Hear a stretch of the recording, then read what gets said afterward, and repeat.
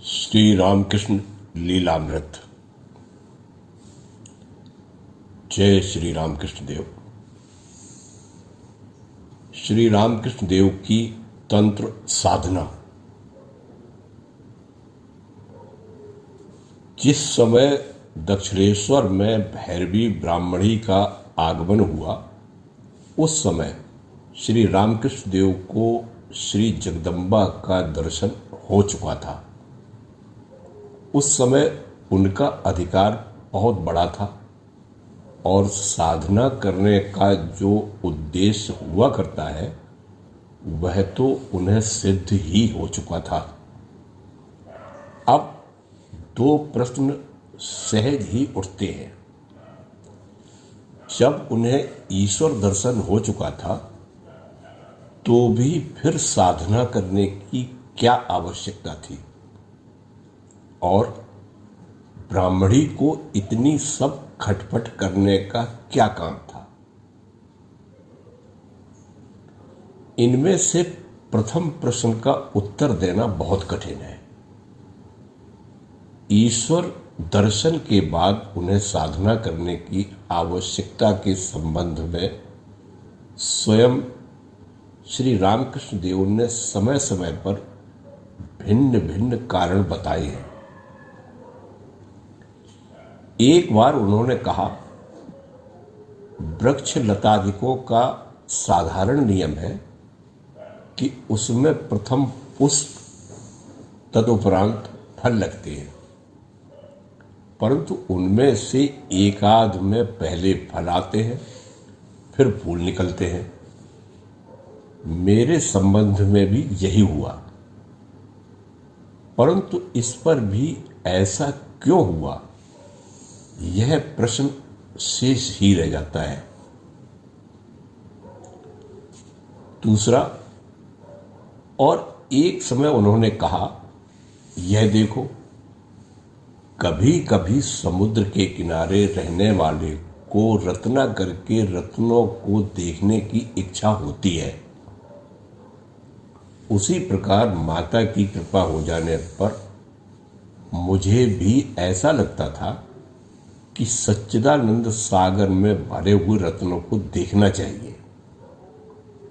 इसी कारण मैं रत्नों को देखने के लिए माता के पास हठ करके बैठ जाता था, और मेरी परम कृपालु माता मेरे तीव्र आग्रह को देखकर मेरा हठ पूरा कर देती थी।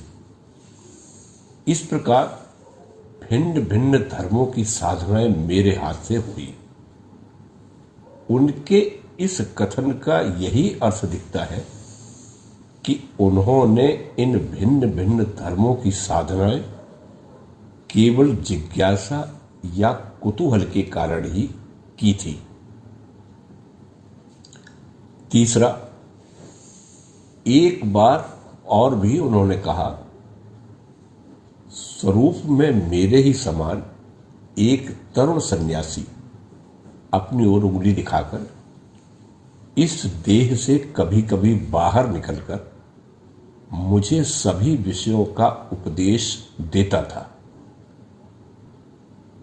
उसके मुख से मैंने जो सुना था उसी का उपदेश तोतापुरी और ब्राह्मणी ने आकर एक बार पुनः मुझे दिया। इससे यह मालूम होता है कि वेद शास्त्र आदि में वर्णित विधियों का मर्यादा रक्षण करने के लिए ही इन्हें गुरु स्थान में मानकर उनसे मुझे पुनः उपदेश ग्रहण करना पड़ा। अन्यथा सब कुछ पहले से ही मालूम रहते हुए भी पुनः वही बातें सिखाने के लिए तोतापुरी आदि का गुरु रूप में आने का कोई प्रयोजन नहीं दिखाई देता।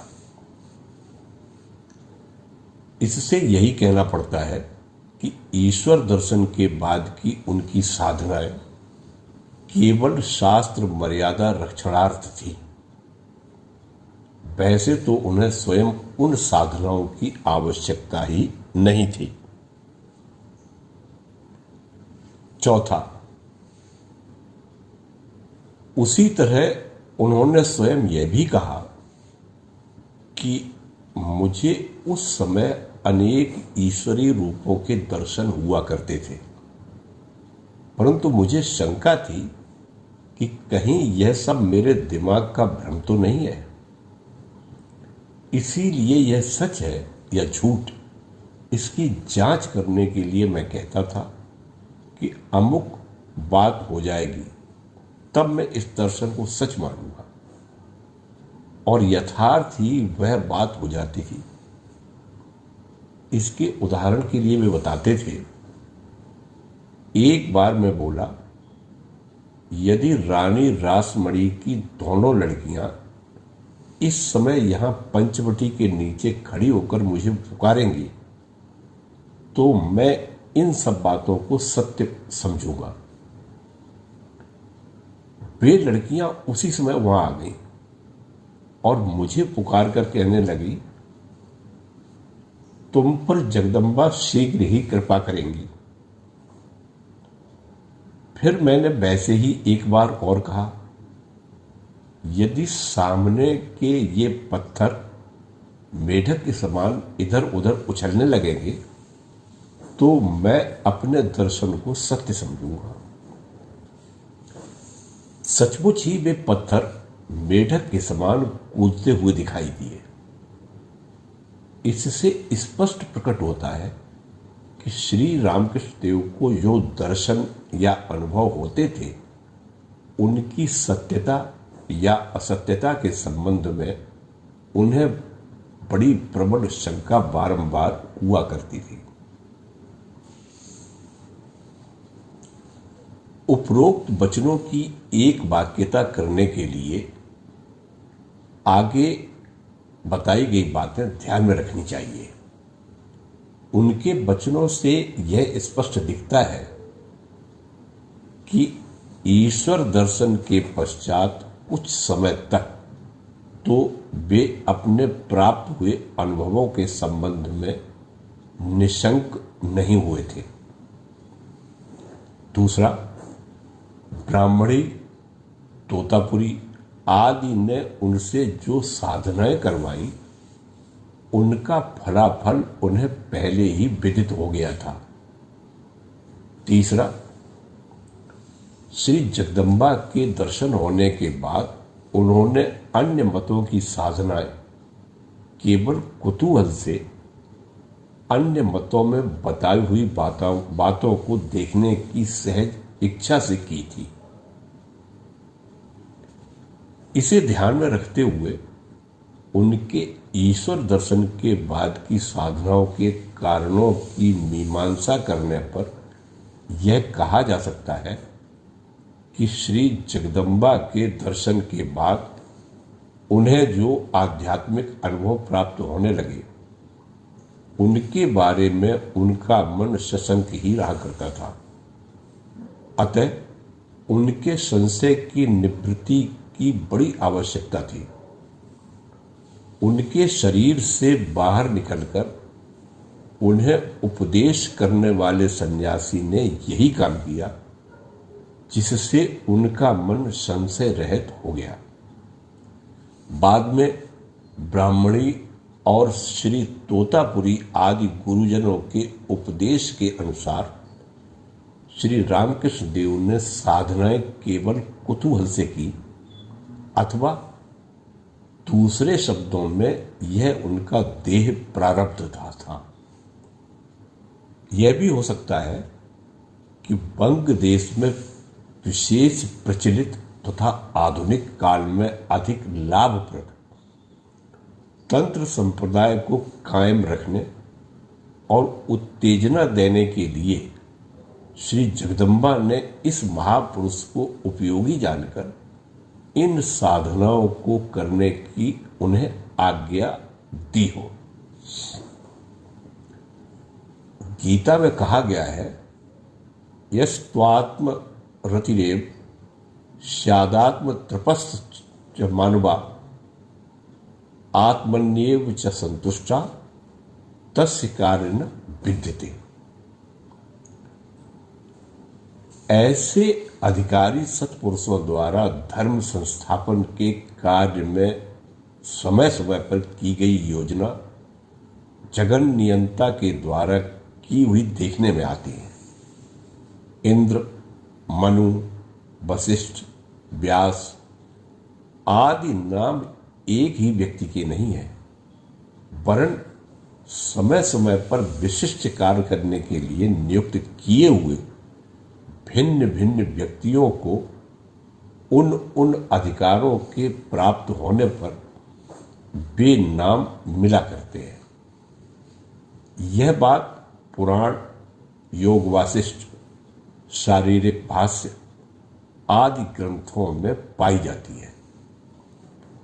इससे विदित है कि सत्पुरुषों को विशिष्ट कार्य करने के लिए नियुक्त करना जगन नियंतृत्व की सदा से प्रचलित पद्धति है।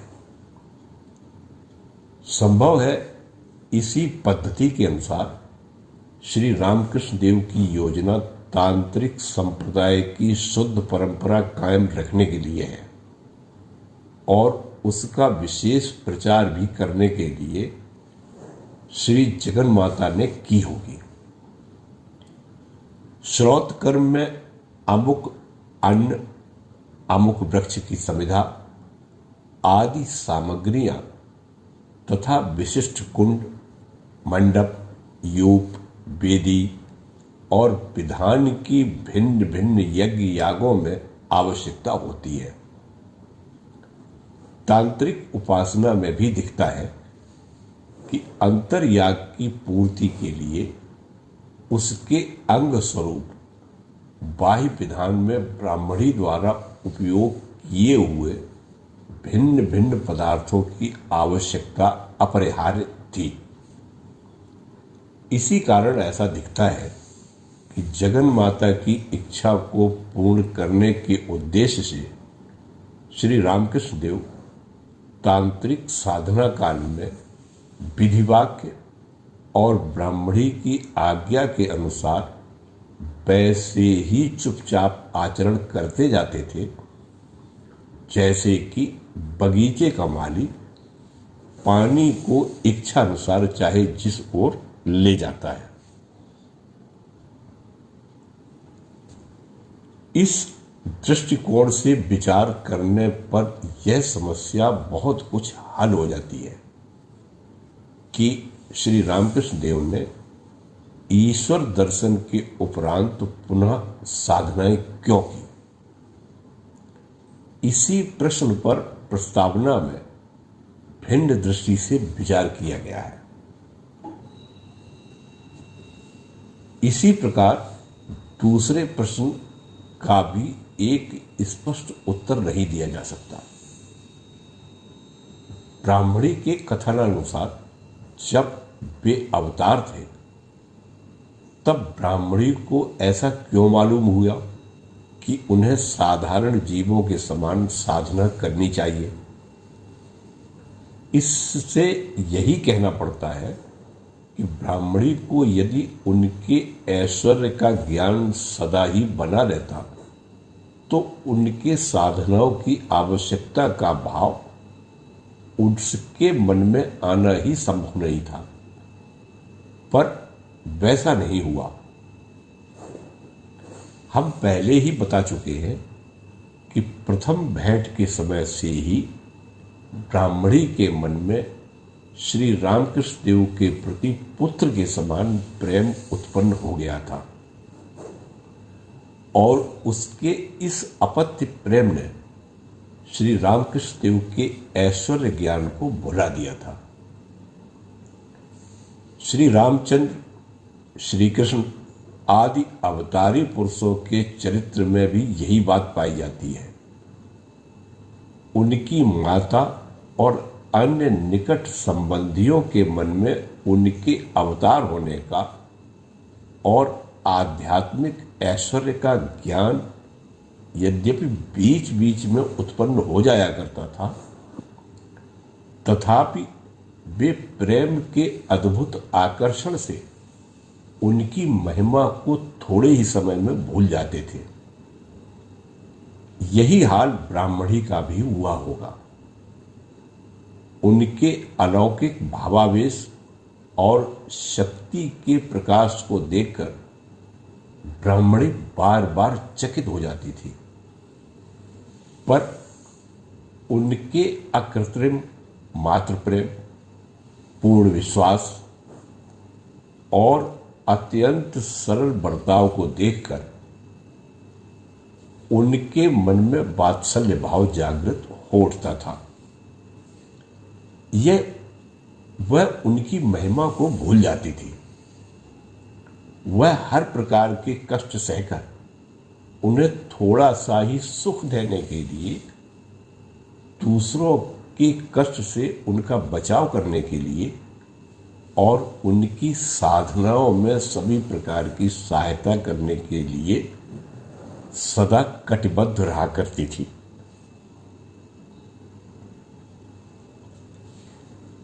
इस प्रश्न पर एक दूसरी दृष्टि से भी विचार हो सकता है।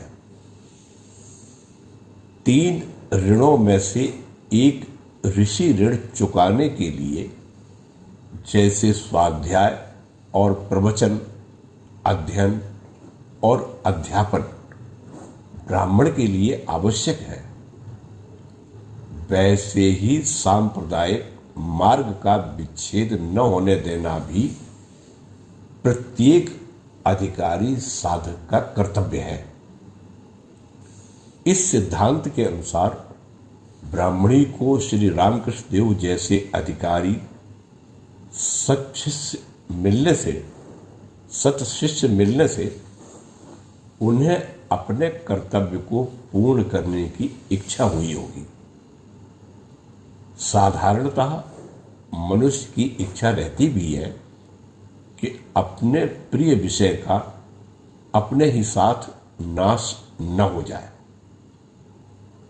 उसका उपयोग अपने आप, इष्ट प्रियजनों में अपने जीते जी तथा बाद में भी हो सके। ऐसी भावना से प्रेरित होकर लोग मृत्यु पत्र का लिख देना, दत्तक पुत्र लेना आदि उपायों का अवलंबन किया करते हैं। इसी भावना से तो विश्वामित्र जैसे महान तपस्वी भी यज्ञ रक्षा के बहाने श्री रामचंद्र जी जैसे अवतारी पुरुष को मांग कर ले गए थे और उन्हें सब अस्त्र विद्या सिखलाई, जिसका वर्णन आदि कवि के जगतबंदी काव्य में मिलता है। संभव है उसी भावधारा में बहकर ब्राह्मणी ने भी इतनी खटपट की हो।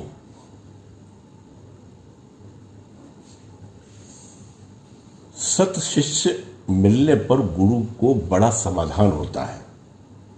ब्राह्मणी को यह कल्पना नहीं थी कि आधुनिक काल में उसे श्री रामकृष्ण देव जैसे सत शिष्य की प्राप्ति होगी। अतः श्री रामकृष्ण देव को शिष्य पाकर उसे जो आनंद हुआ होगा, उसकी कल्पना नहीं की जा सकती।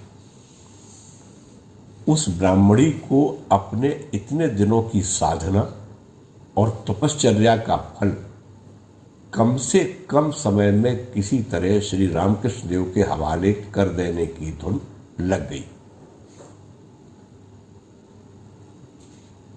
श्री रामकृष्ण देव ने साधना प्रारंभ करने के पूर्व ही उसके संबंध में श्री जगन माता की अनुमति प्राप्त कर ली थी।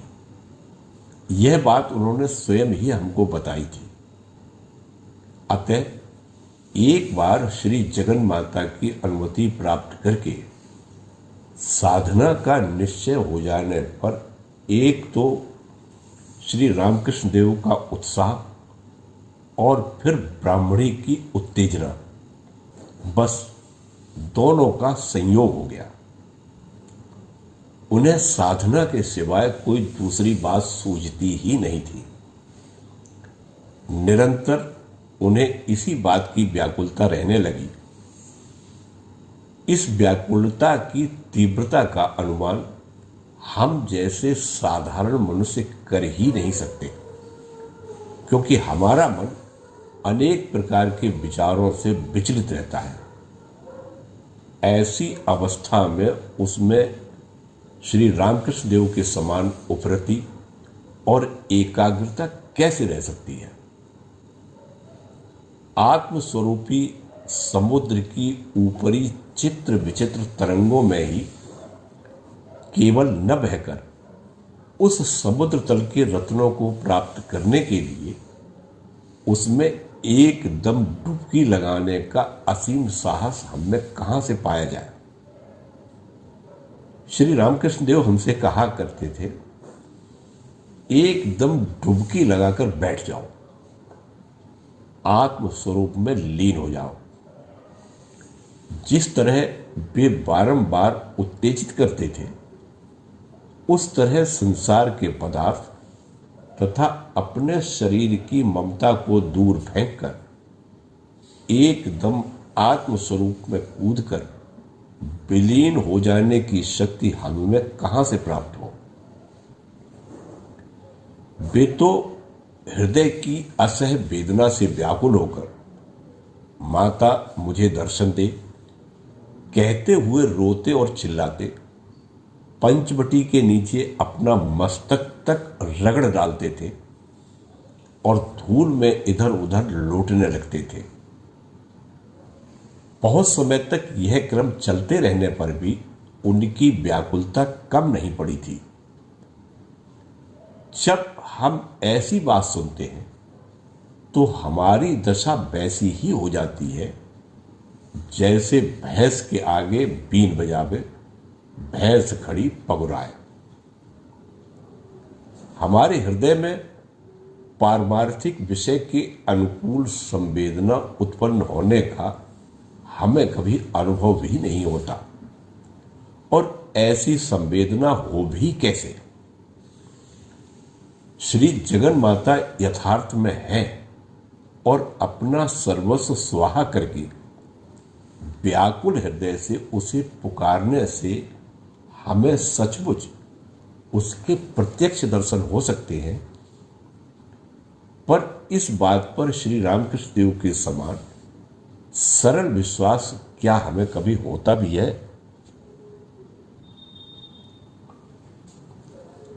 साधना काल में श्री रामकृष्ण देव के मन में जो व्याकुलता और उत्साह था, उसकी उन्होंने थोड़ी सी कल्पना हमें काशीपुर में रहते समय दी थी। उस समय हम स्वामी विवेकानंद की अपरिमित व्याकुलता को, जो ईश्वर दर्शन के लिए थी, अपनी आंखों से प्रत्यक्ष देख रहे थे।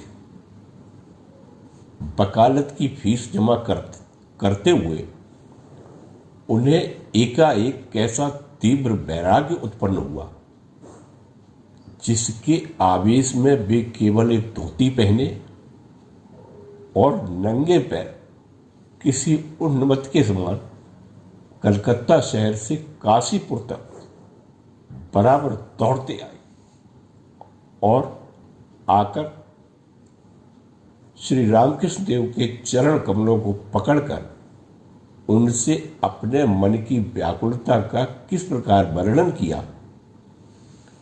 वे उस दिन से आहार, निद्रा आदि की भी परवाह न करके किस तरह जब ध्यान भजन में ही रात दिन मगन रहने लगे।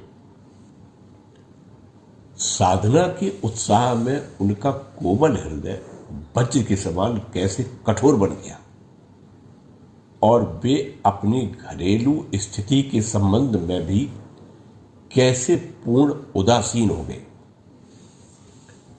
श्री रामकृष्ण देव के बताए हुए साधना मार्ग का अत्यंत श्रद्धापूर्वक अवलंबन करके उन्होंने केवल 3-4 महीने की ही अवधि में निर्विकल्प समाधि सुख का अनुभव कैसे प्राप्त कर लिया। आदि आदि बातें हमारी आंखों के सामने होने के कारण हम में उनके वैराग्य, उत्साह और व्याकुलता की कल्पना पूरी पूरी हो गई थी। स्वामी जी के उत्साह और व्याकुलता की प्रशंसा श्री रामकृष्ण देव भी आनंदित हो मुक्त कंठ से किया करते थे।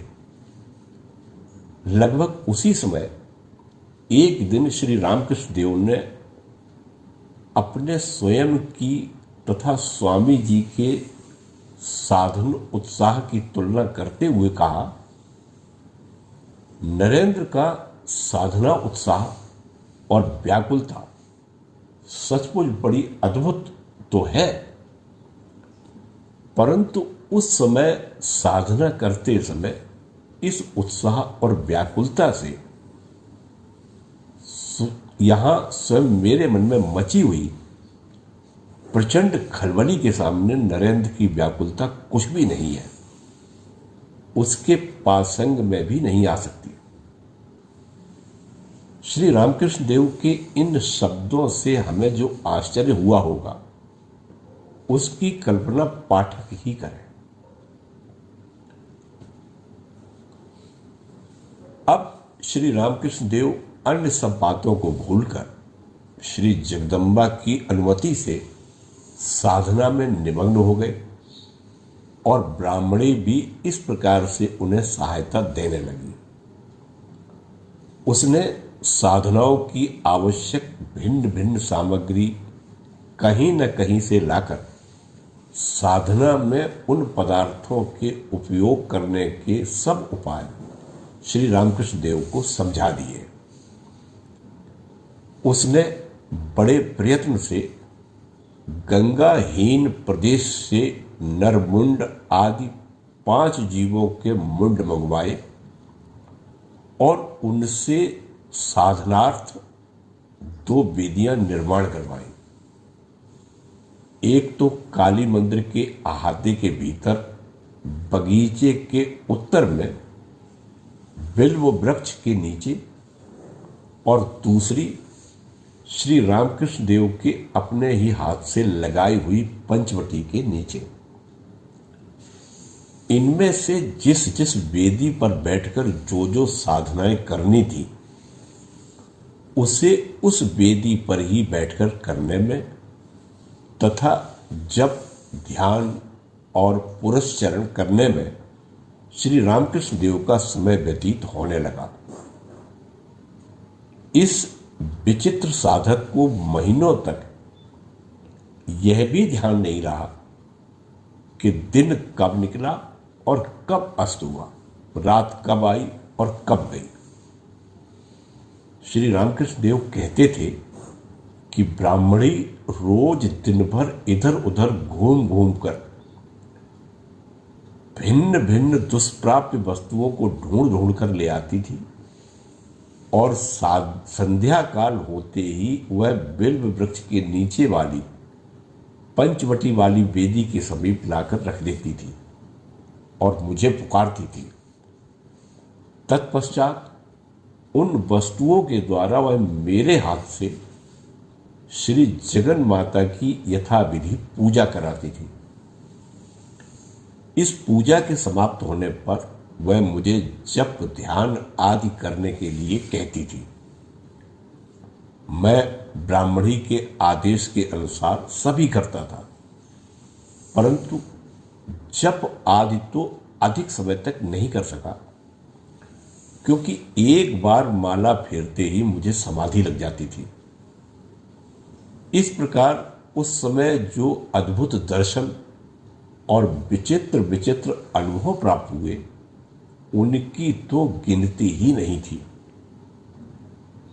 मुझे मुख्य 64 तंत्रों में जो साधनाएं बताई गई हैं उन सभी को ब्राह्मणी ने मुझसे एक के बाद एक कराया। वे कितनी कठिन साधनाएं थी।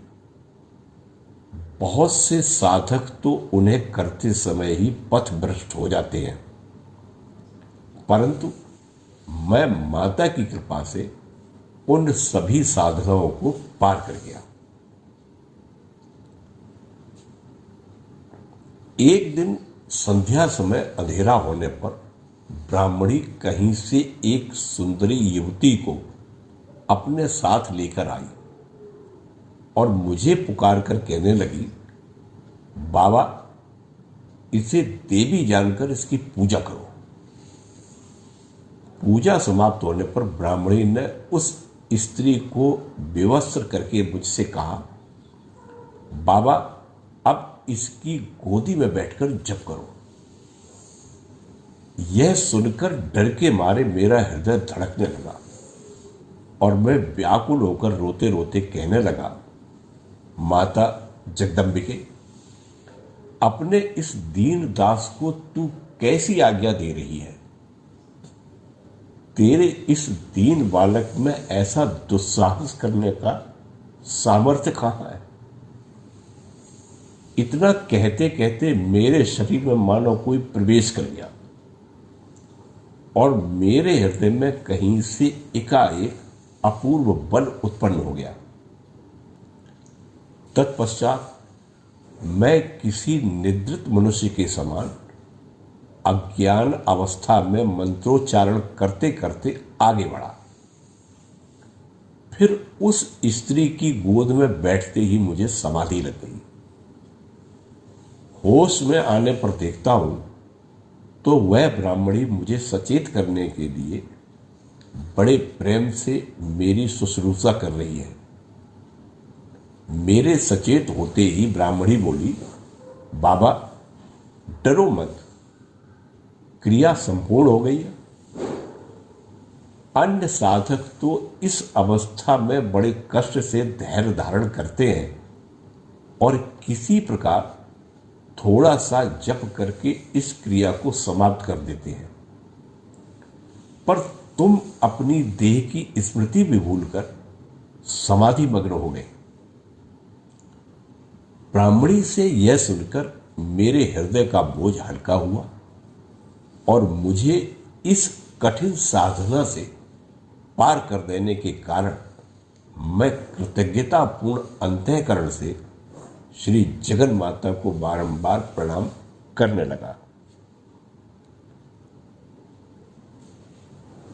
एक दिन फिर वह ब्राह्मणी कहीं से नर मांस का टुकड़ा लेकर आई और जगदम्बा को उसका नैवेद्य अर्पण कर मुझसे बोली, बाबा, इसे जीभ से स्पर्श करो।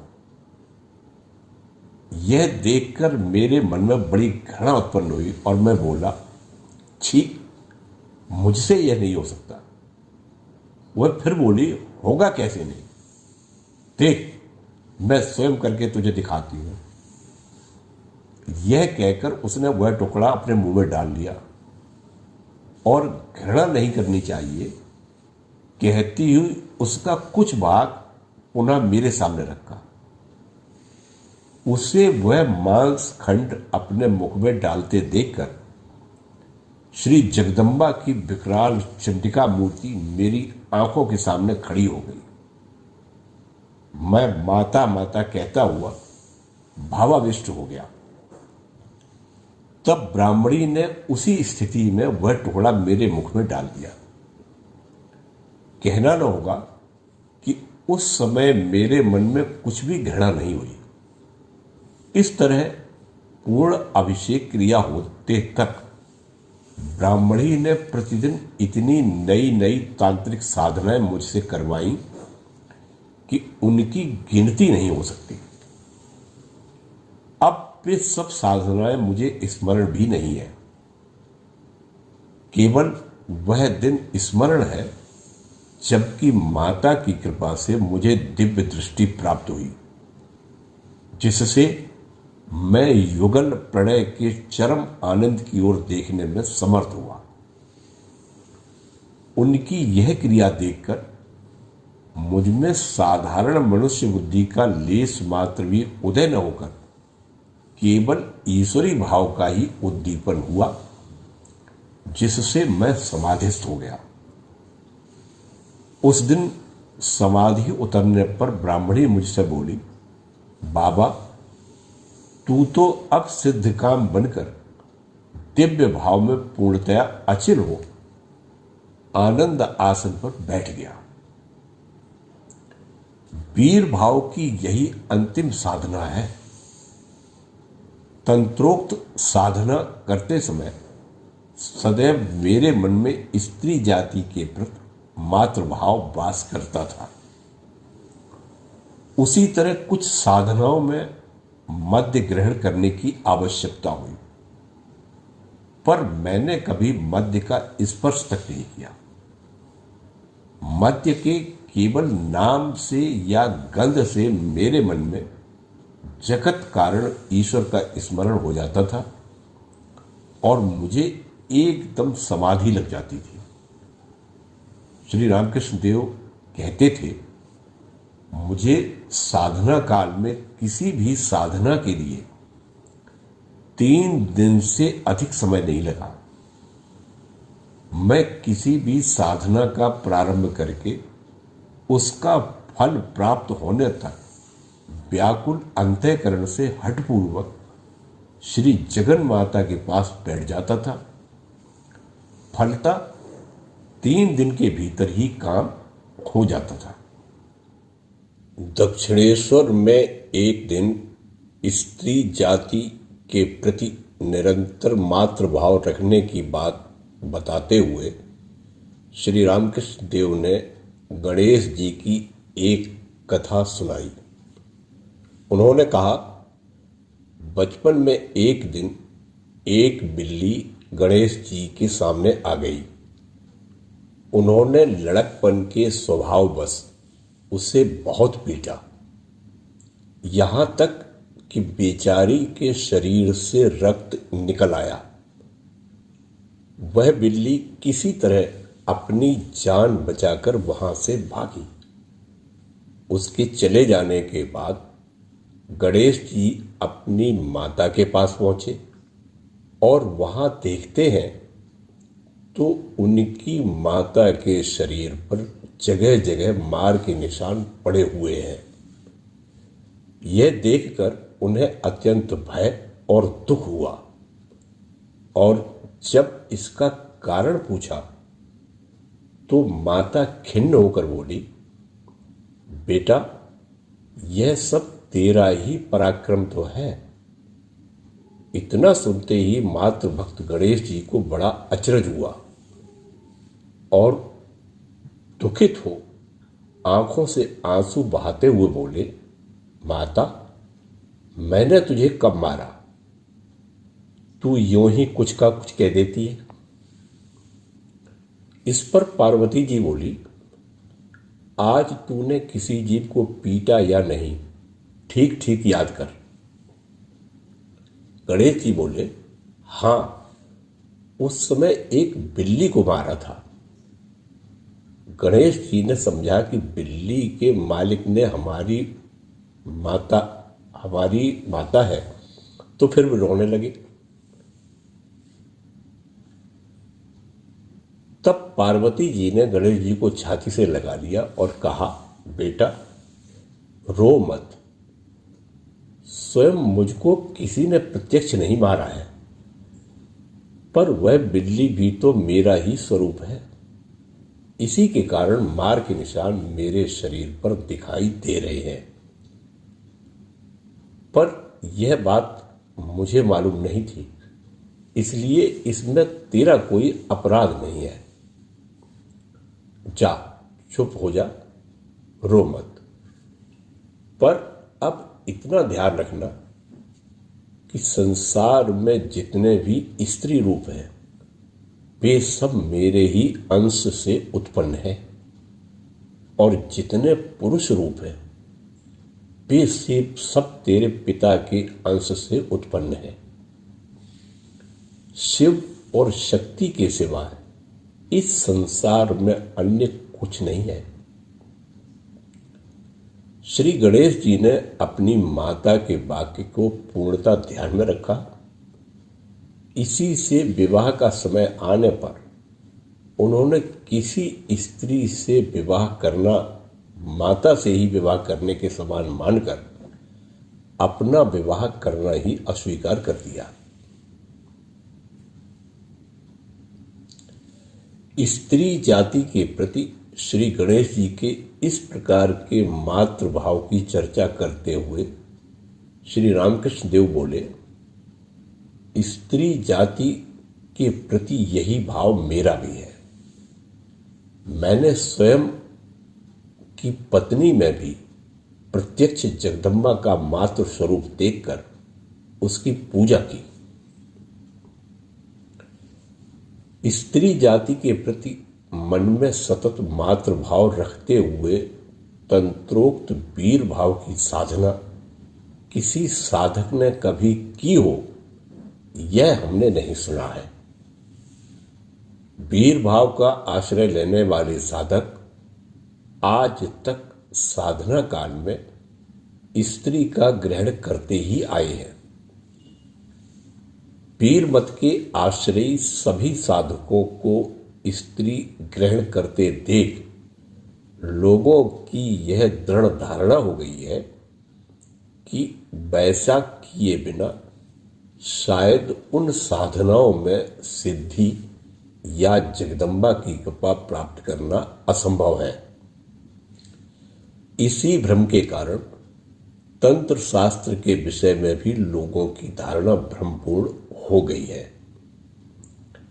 पर इस प्रकार स्त्री जाति के प्रति मन में सदा दृढ़ मातृभाव रखते हुए श्री रामकृष्ण देव के द्वारा तंत्रोक्त साधना कराने में संभव है जगन माता का उद्देश्य यही रहा हो कि इस विषय में लोगों का भ्रम दूर हो जाए।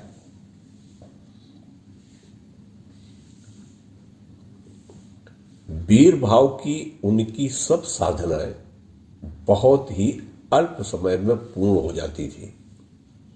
इसी से यह स्पष्ट है कि स्त्री ग्रहण इन साधनाओं का अंग नहीं है। मन को वश में न रख सकने वाले साधक ही अपने मनो दौर्बल्य के कारण वैसा किया करते हैं। साधकों द्वारा ऐसा किया जाने पर भी तंत्र शास्त्र ने उन्हें क्षमा ही प्रदान की और यह कहकर निर्भीक कर दिया कि और पुनः पुनः प्रयत्न करने पर साधक दिव्य भाव का अधिकारी होगा। इस पर से तंत्र शास्त्र की परम कारुणिकता मात्र दिखाई देती है। इससे यह भी दिखता है कि जो जो रूप रसादिक पदार्थ मनुष्य को मोहजाल में फंसाकर जन्म मरण के चक्कर में डाल देते हैं तथा उसे ईश्वर दर्शन या आत्मज्ञान का अधिकारी नहीं बनने देते, उन सभी में ईश्वर मूर्ति की दृढ़ धारणा साधक के मन में संयम और सतत अभ्यास के द्वारा उत्पन्न करना भी तांत्रिक क्रियाओं का उद्देश्य है। तंत्र शास्त्रों ने साधकों के संयम और मनोरचना का तारतम्यात्मक विचार करके ही उनके पशु, वीर और दिव्य तीन भाग किए हैं और क्रमशः प्रथम, द्वितीय और तृतीय भावों के आश्रय से ईश्वर उपासना का उपदेश किया है। कठोर संयम ही इन तंत्रोक्त साधनाओं का मूल है। साधक लोग संयम से ही फल पा सकने की यथार्थता को काल क्रम के कारण प्रायः भूल ही गए थे और लोग ऐसे साधकों के किए हुए कुकर्मों का दोष तंत्र शास्त्र के ऊपर मढ़कर उस शास्त्र की ही निंदा करने लगे। अतः श्री रामकृष्ण देव ने स्त्री जाति के प्रति निरंतर मातृभाव रखकर इन तंत्रोक्त साधनाओं को किया और उससे फल प्राप्त करके अपने उदाहरण से यथार्थ साधकों का अनिर्वचनीय उपकार कर दिया। फिर उन्होंने तंत्र शास्त्र की प्रामाणिकता को भी सिद्ध कर दिखाया और उसकी महिमा भी बढ़ा दी।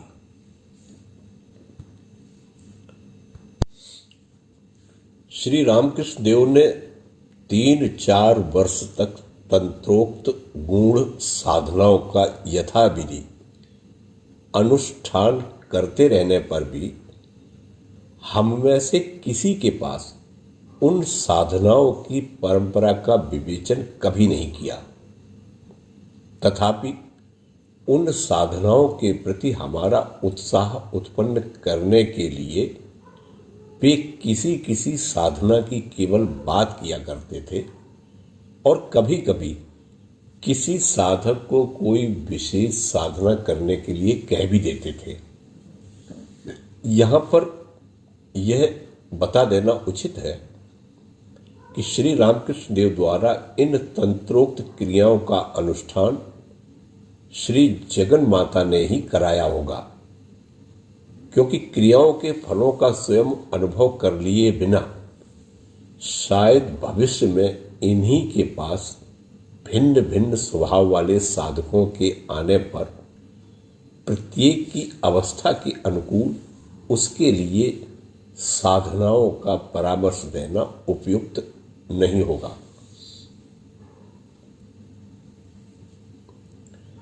श्री रामकृष्ण देव तंत्रोक्त साधना काल में प्राप्त हुए दर्शनों और अनुभवों के संबंध में हम लोगों से कभी कभी कहते थे, तंत्रोक्त साधना करते समय मेरा स्वभाव समूल बदल गया था।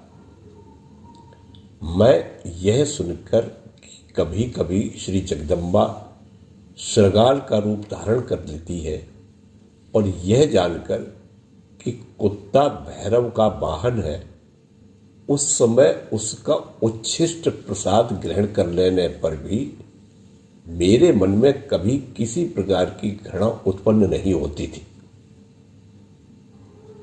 मैंने अपनी देह, मन, प्राण इतना ही नहीं वरन अपना सर्वस्व श्री जगदम्बा के पाद पद्मों में अर्पण कर दिया था। इसी कारण मैं उन दिनों अपने आप को सदा भीतर बाहर प्रत्यक्ष ज्ञानाग्नि से परिवेष्टित पाता था। उन दिनों कुंडलिनी शक्ति जागृत होकर मस्तक की ओर ऊपर जाती हुई तथा मूलाधार से सहस्रार तक के सभी अधोमुख और मुकुलित कमल ऊर्ध्वमुख और उन्मीलित होते हुए तथा उनके उन्मीलित होने के साथ साथ नाना प्रकार के अपूर्व और अद्भुत अनुभव हृदय में उदित होते हुए मुझे प्रत्यक्ष दिखाई देते थे। कभी कभी तो ऐसा भी दिखता था कि मेरी आयु का एक तेज पुंज दिव्य पुरुष सुषुम्ना नाड़ी के बीच से इन प्रत्येक कमलों के पास जा रहा है और उस कमल को अपनी जिह्वा से स्पर्श करके उसे प्रस्फुटित कर रहा है।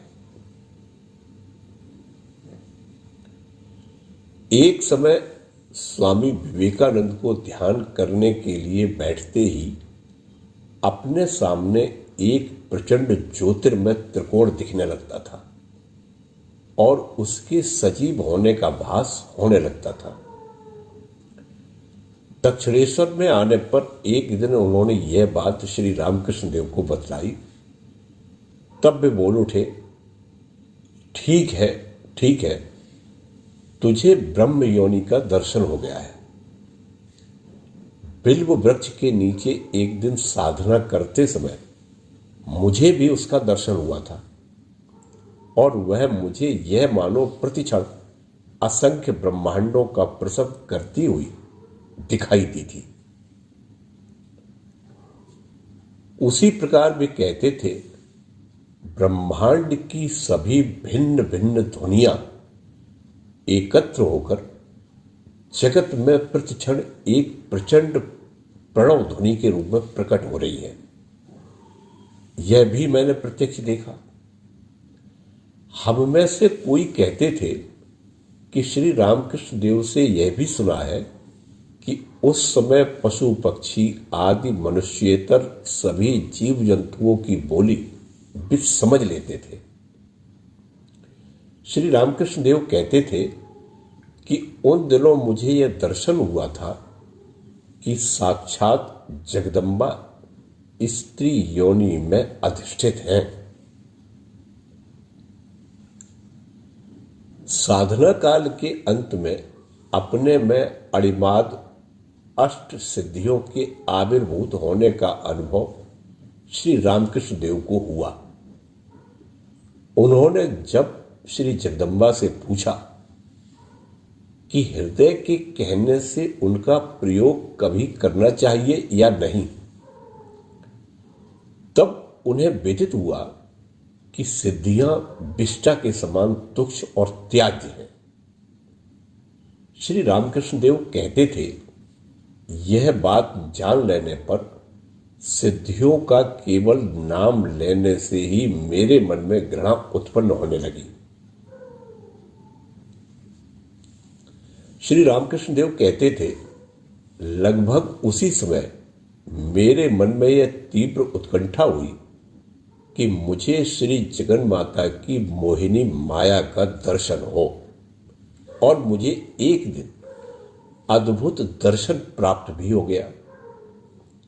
एक अत्यंत लावण्यमती स्त्री गंगा में से प्रकट होकर पंचवटी की ओर बहुत गंभीरता पूर्वक आती हुई दिखाई दी। मेरे बहुत ही समीप आ जाने पर वह मुझे गर्भवती मालूम हुई। ज्यों ही वह स्त्री मेरे समीप आई, त्यों ही वह तुरंत ही वहां प्रसूत हो गई और उसे एक अत्यंत सुंदर पुत्र हुआ, और वह उसको बड़े प्रेम से बड़ी ममता के साथ अंचल के भीतर ढांककर दूध पिलाने लगी। थोड़े ही समय में उस स्त्री का स्वरूप बदल गया। उसका मुंह बड़ा विकराल और भयंकर दिखने लगा। उसने झट एकदम उस बालक को उठाकर अपने मुख में डाल लिया और चबा चबा कर उसे निकल गई। वह पुनः उसी मार्ग से वापस जाकर गंगा जी में कूद पड़ी। इस अद्भुत दर्शन के सिवाय उन्हें श्री जगन माता की द्विभुजा मूर्ति से लेकर 10 भुजा मूर्ति तक सब प्रकार की मूर्तियों के दर्शन उस समय प्राप्त हुए। उनमें से कोई कोई मूर्तियां उनसे बोलती थी और उन्हें नाना प्रकार के उपदेश देती थी। इन मूर्तियों में अत्यंत विलक्षण सौंदर्य रहता था। इन सब में श्री राजराजेश्वरी अथवा षोडशी मूर्ति का सौंदर्य तो कुछ अपूर्व ही था। श्री रामकृष्ण देव कहते थे, षोडशी अथवा त्रिपुर सुंदरी का सौंदर्य मुझे ऐसा अद्भुत दिख पड़ा कि उसके शरीर से रूप लावण्य मानो सचमुच ही नीचे टपक रहा हो और चारों दिशाओं में फैल रहा हो। इसके सिवाय उस समय अनेक भैरव देवी देवता के दर्शन श्री रामकृष्ण देव को प्राप्त हुए। इस तंत्र साधना के समय से श्री रामकृष्ण देव को जितने नए नए दिव्य अलौकिक दर्शन और अनुभव प्राप्त हुए, उन्हें वे ही जाने। दूसरों को तो उनकी कल्पना भी नहीं हो सकती। तंत्रोक्त साधना के समय से श्री रामकृष्ण देव का सुषुम्ना द्वार पूर्ण खुल गया था, जिससे उन्हें बालक की सी अवस्था प्राप्त हो गई। यह हमने उन्हीं के मुंह से सुना है। इस समय से उन्हें अपनी पहनी हुई धोती और यज्ञोपवीत आदि को भी शरीर पर सदा धारण किए रहना कठिन हो गया था।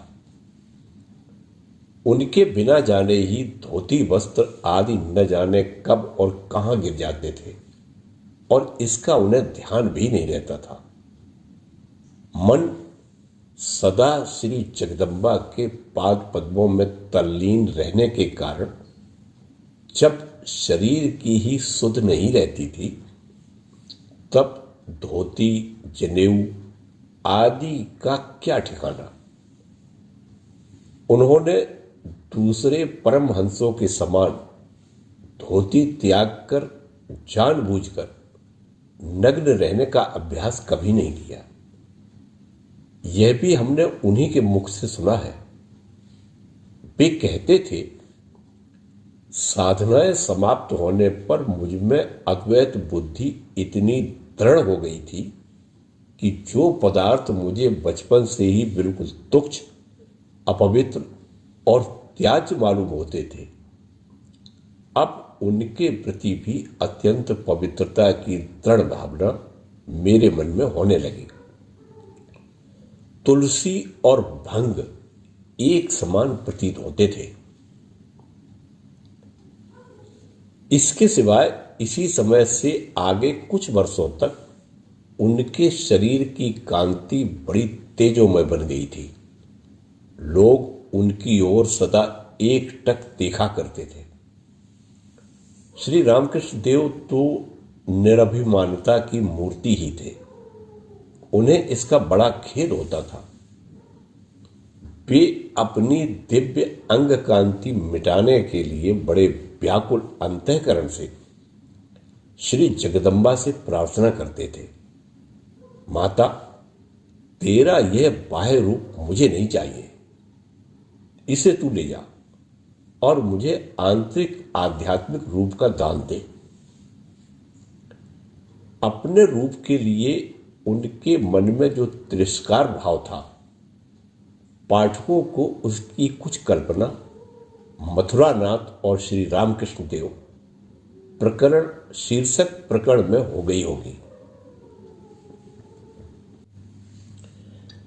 इन सब तंत्रोक्त साधनाओं के कार्य में जिस प्रकार ब्राह्मणी ने श्री रामकृष्ण देव को सहायता दी, आगे चलकर उसी तरह श्री रामकृष्ण देव ने भी उसे दिव्य भाव में आरूढ़ होने के कार्य में सहायता दी।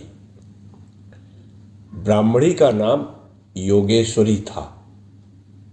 श्री रामकृष्ण देव बतलाते थे कि वह साक्षात योग माया का ही अवतार थी। तंत्रोक्त साधनाओं के प्रभाव से उत्पन्न होने वाली दिव्य दृष्टि की सहायता से उन्हें उस समय विदित हो गया कि भविष्य में बहुत से लोग धर्म का उपदेश लेने के लिए मेरे पास आने वाले हैं। उन्होंने यह बात मथुर बाबू और हृदय को भी बतला दी थी। यह सुनकर मथुर बाबू बड़े आनंद से कहने लगे, वाह बाबा, तब तो बड़ा अच्छा है। हम सब मिलकर तुम्हारे साथ बड़ा आनंद करेंगे। जय ठाकुर, जय मां।